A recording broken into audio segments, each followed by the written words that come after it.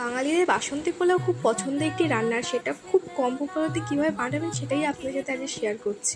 প্রথমে চালটাকে নুন, হলুদ, চিনি, ঘি, আদা দিয়ে ভালো করে মিশিয়ে নিতে হবে। তারপরে একটা প্যানে ঘি গরম করে তাতে কাজু, গোটা গরম মশলা আর চালটা দিয়ে ভালো করে নেড়ে তাতে জল দিয়ে দিতে হবে।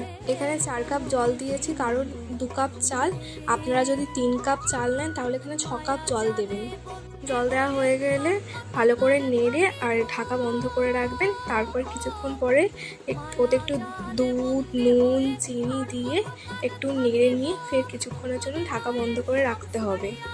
তারপর ঢাকা খুলে তাতে কয়েকটা লঙ্কা দিয়ে ফের কিছুক্ষণের জন্য ঢাকা বন্ধ করে রেখে দিতে হবে। তার গরম গরম পোলাও রেডি।